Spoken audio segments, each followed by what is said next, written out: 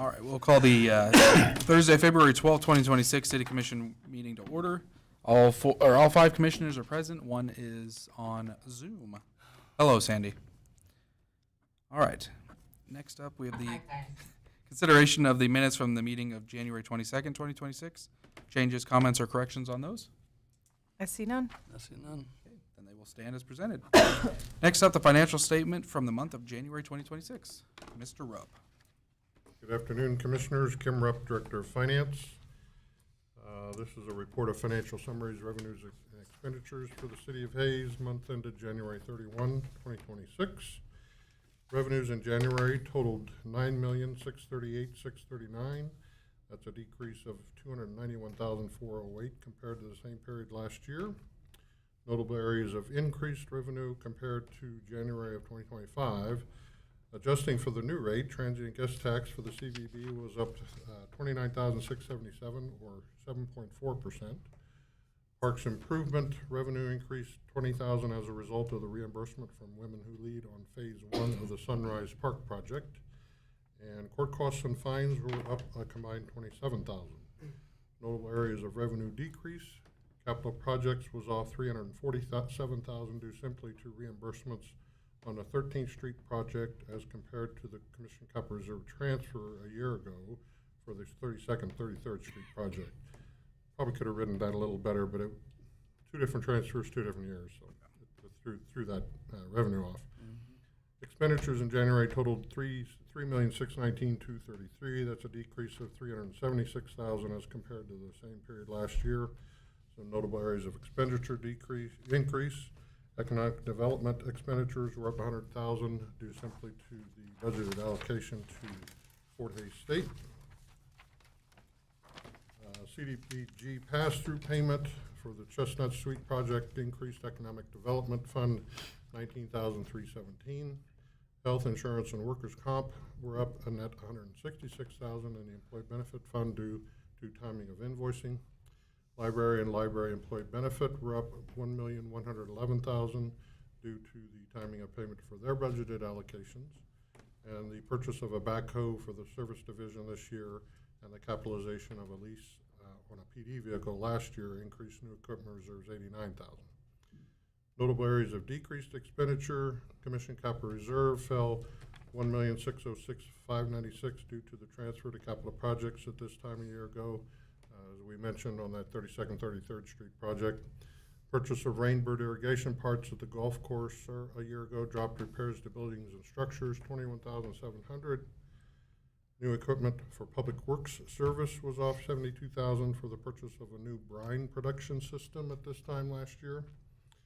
And social services and special alcohol funds expenditures fell $120,000 again just due to timing of their allocations. Month-to-date general fund sales tax collections were at $847,358. That's an increase of $28,000 or 3.4% compared to last year. The 6-month average was flat, and that's a year-over-year decrease of 3%. County sales tax collections were at $98,856. That's a year-over-year increase of $3,600.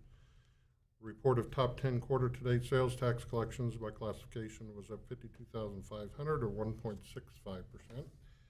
That represents 73% of the total sales tax collected for the running quarter.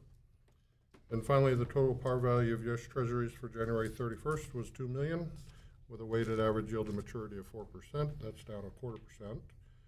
Total of the portfolio certificates of deposit on January 31 was $74.5 million, with a weighted average rate to maturity of 3.86, down 1%. The total balance on the money market account on January 31 was $4,816,219, with a current weighted average yield to maturity of 3.59, down 0.2 from a year ago, and total investments were up $4,539,460. Make a motion to approve the January 2026 financial statement. I second. Motion by Commissioner Musil, second by Commissioner Lacey. Any questions or comments for Kim? Kim, can you give me the Reader's Digest version on the pass-through of the CDBG? How does that work?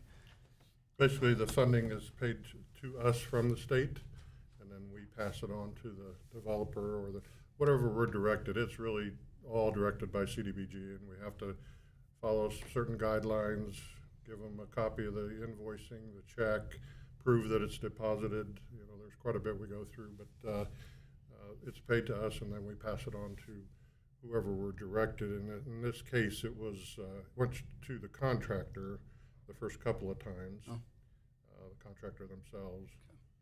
It just depends on whether the developer is paying the contractor and we reimburse them, or how they direct it. But the state dictates how Yep. how you do it. Okay, perfect. Additional questions or comments? Sandy, anything from you? Okay. If not, I will call for a vote on that. All in favor, please say aye. Aye. Aye. Okay, great. And it pronounced it. Aye. Thank you. She's rapping. Okay. Motion passes 5-0. Thank you. Thank you, Kim. All right. Next up is citizen comments on non-agenda items. Anybody from the public who wish to speak? Okay. All right. Next up is the consent agenda. This is the appointment we talked about, it was about a month ago now, for the Care Council. I'll move to approve the consent agenda. Move. The I'll have a motion from Vice Mayor Cunningham and a second from Commissioner Jacobs. Questions, comments on this item? Okay, hearing none, we'll call for a vote. All in favor, please say aye. Aye. Opposed? Passes 5-0. Next up, 2026 Street Maintenance Projects Award of Bid. Colin. Good afternoon, Colin Belzer, Deputy City Manager. So each year, staff does evaluate the condition of city streets and develops a maintenance program that is brought forward for commission consideration. The street maintenance program has been funded primarily with special highway funds.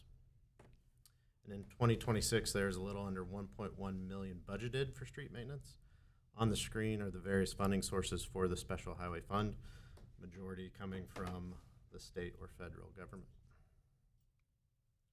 This slide shows how staff recommends spending those funds budgeted in special highway. When we came to you back in November 25 before the bids were solicited, approximately 1.155 million of work was identified. And this is a map that shows the locations of those projects. So a few point about the recent bids. On January 13th, the city did receive bids from 11 contractors bidding on 7 different projects. Bid documents were structured so that contractors could bid on one or more of the various projects. And several of those bidders bid on more than one of the projects. So the first project would be Seal Coat. Seal Coat is a liquid mixture that is applied to asphalt pavement. Seal Coat has a smooth black finish and does not have a rock surface like chip seal. The Seal Coat will fill the fine cracks developing the asphalt and preserve the life of the street. Here you can see the approximate area the work will be performed. Prime areas for 2026 is bounded by 13th and 27th Vine and Canterbury.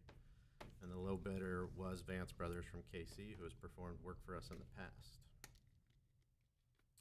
Polypatch is a treatment that uses a rubberized tar with aggregates. It's designed for repairing cracks which are too large for crack sealing and distressed surfaces that are too small for repaving. Polypatch will seal distresses and remain flexible. It's used in advance of surface seals like chip seal, seal coat, and microsurfacing, and the low bidder was Stripe and Seal of Hayes, who have performed polypatch work for the city for many years. And then for curb and brick repair, this year's project will focus primarily in the area along Fort Street between 13th and 15th and areas along West 6th. Areas of broken, damaged curb and gutter will be replaced, and areas of brick settling will be repaired, including the concrete base under the brick. Areas shown in yellow with the red circle, the low bidder was Morgan Brothers of La Crosse, who have performed curb and brick work many times, including most recently last year. There'll be an asphalt rejuvenator, which is also called Reclamite. It's a preservative seal that is used on newer asphalt streets that do not yet warrant more advanced treatment. The cost is less than seal coat or chip seal and helps a new street stay in good condition for a longer period of time, delaying more costly maintenance. Since the product goes on clear, pavement markings, if any are present, are preserved and do not need to be reapplied. All the streets identified for reclamite were either milled and overlaid in the last couple years, East 17th Street, or have new asphalt, which would be East 13th Street. And the areas shown in orange and circled in red are the locations where that work will be done. The low bidder was ProSeal from Augusta, Kansas, and they have applied the product many times for us in the past as well. 2 projects for street rehab were selected for bid for 2026. The first is reconstruction of the 500 block of Oak Street. This is currently an asphalt street and in very poor condition and has deteriorated to the point of needing reconstruction.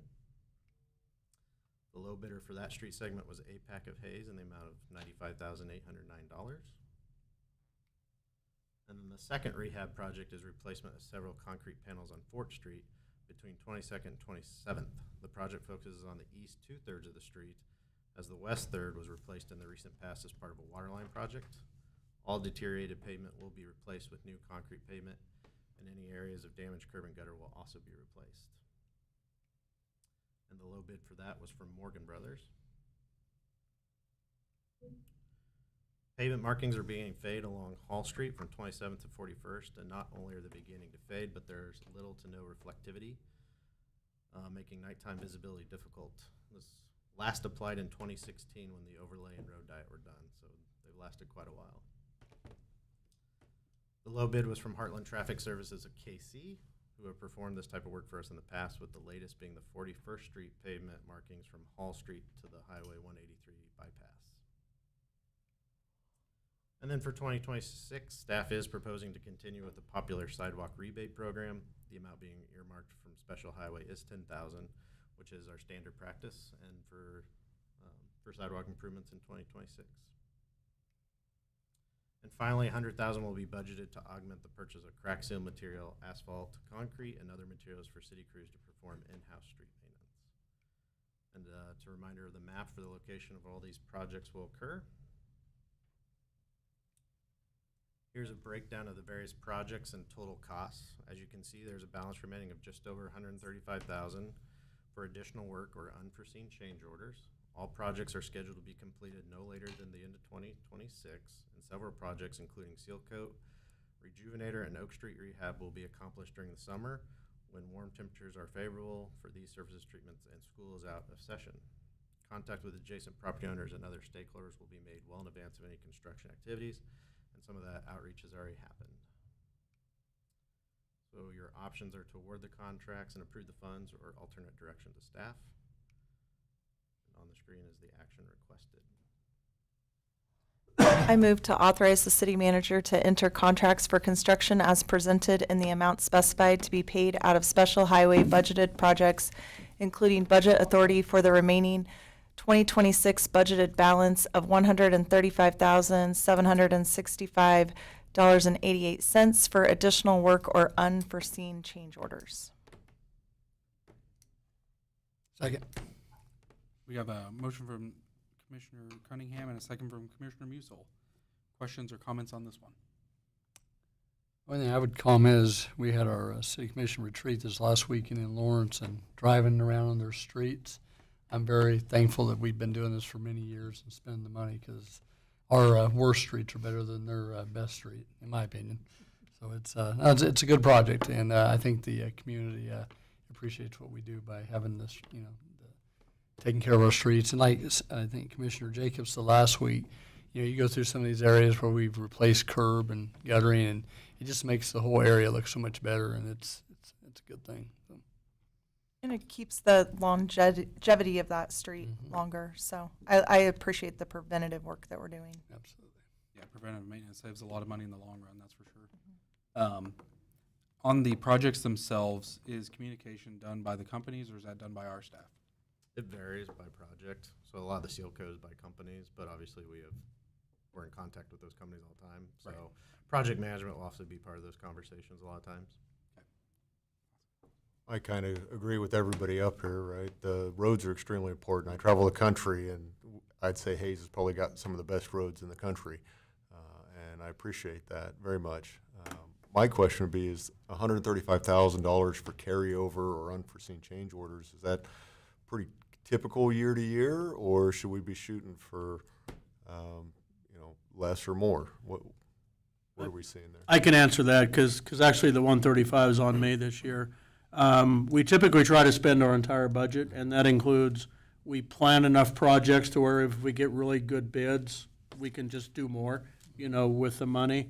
For whatever reason this year, we had 135 left over. We normally give ourselves a $50,000 contingency just for unforeseen. Some years we dip into it, some years we don't. Last year, we were doing a mill and overlay on 17th, and we found a soft spot, so they had to go in and redo the base, and they dipped into the contingency on that,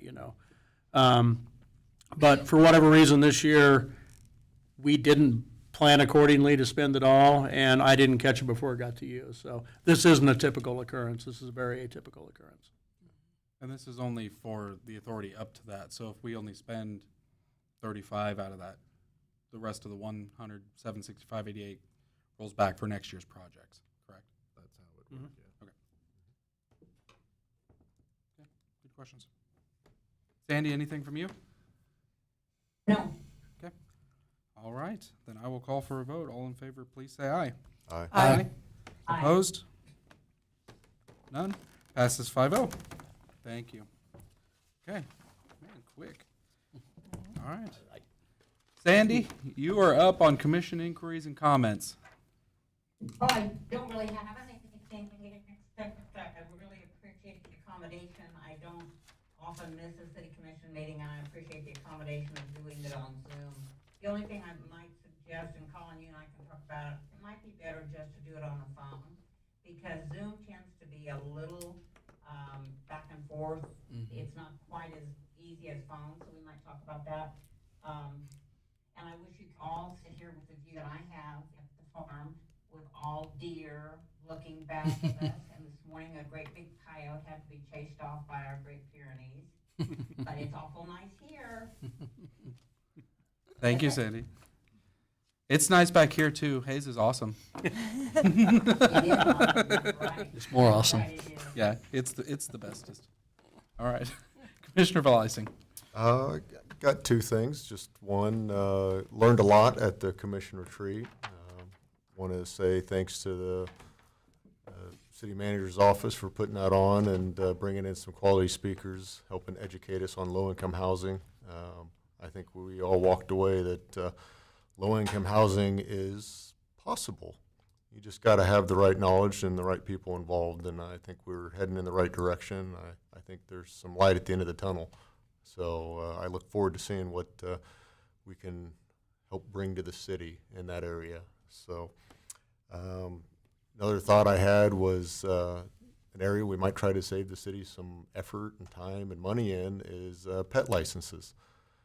The city brings in only $14,000 a year in pet license fees, but most pet owners already go out and buy their own pet license, or at least a tag that has their name, phone number, or they get their pet chipped, and they're already spending the money on that, but then we're adding to it and having them spend more money to get their pet tagged, and it's taking up time and effort and money from the city to do all that when it's already being done by the pet owners. So my thought was maybe rewriting the city ordinance so that instead of having to come to the city to get a pet license, it just simply states that, hey, you have to have your pet tagged, and that tag needs to have some sort of identifying information, maybe a phone number or an address, owner's information, so that we can return the pet to them, or have a chip in the animal, because all of our ACOs have access to the chip reader, and we can find out who the pet belongs to. It would not only save the city money and time here at City Hall, but even the police officers on scene. If they've got a tag on them with the phone number, now they don't have to get on the radio and waste their time calling dispatch, and now waste dispatch's time looking up in the computer and wasting radio time to do, let's face it, animal control. They could just get on there, say, oh, this owner has this phone number, call them real quick and say, come pick up your dog. It's going to save everybody time, everybody money. So I thought that'd be a simple, easy way to give back to the community. No, I think that's a great option. Yeah, if staff's okay to research. Kim is smiling with glee, yes. We'll absolutely, two departments involved is Kim and Dawn. Okay. So we'll get with them, we'll put something together as a possible recommendation and put it back on a work session if you guys are okay with it. I think so. Everybody else okay? Mhm. Yep. Okay, awesome. Thank you, David. Next up, Commissioner Musil. Kim, I just paid mine. Can I have my $5 back now? No grandfather. Can't go out to eat tonight. So, no, I also want to thank city staff, Colin, Jared, for putting on the retreat this weekend. I mean, like he said, the speaker we had, that was great information. Actually shared it with some people in Hayes and stuff, and they were, they were really impressed, just the information I could share with them and stuff. So it was a good retreat, good information, and it was really neat. I don't know if I agree with all of it, but some of the housing they do in Lawrence and how they, pay for it and stuff. But it was just some interesting ideas that I think we could, possibly work on or, see. And some of them, maybe we're already doing it, but they're definitely ahead of the curve on, low-income housing there. Appreciate it. Vice Mayor Cunningham. I'll also extend a thank you for the speakers that were at the retreat. I think it's just giving us more tools in our toolbox to see what our options are and how we can try to make some low-income housing work in Hayes. So I do greatly appreciate that. And then I hope everybody's been enjoying the nice weather, because I saw the forecast could not be in our favor in the near future. So I know, right? But in fact, I didn't look at the forecast until the gentleman at Seven Brew informed me that I should look at the forecast. So then I did. So, but no, I hope everybody's enjoying the weather and have a happy Valentine's Day. Oh, yeah. Yeah. Yeah, thank you guys. Appreciate the retreat. It was a lot of good information. I mean, we spent a lot of time on housing. I know the drive around, looking at all the different projects that they had tried with, different incentive programs or different programs they used, low income, both at the state, federal, and local level. It's very, very interesting. I know I went back with the book you had of all the different projects, kind of researched those, and I started having conversations of what works for them, what doesn't work, what could work for us without, spending or wasting a lot of money. There's something that can be done, and those kind of conversations that we had were really good. It was a good conversations that we had. The morning was wonderful, kind of talking about things we need to be aware of here in the next 5, 10, 15, 30 years of planning, and how do we make sure that we don't run into that and overspend ourselves. So appreciate all that information as well. Then I also just wanted to thank you all for reaching out to me for my grandfather's passing. That was really appreciated. He was a great man. I know he's proud of me. He still never believed that I was mayor. He said, I don't think that's right. I was like, I showed you. Here's my name tag. Anyone can make a name tag. But so I appreciate you guys accommodating me with that, and keeping me informed and having a good time and talking about all the great things the city has. So appreciate all of that. And yes, have a happy Valentine's Day. If you haven't bought something, or you have an agreement with your spouse already to not buy anything, I hope that's squared in place. Any executive session? No. Okay. Then we will adjourn at 4:23 p.m. We have We were quick. an agreement, but do I believe?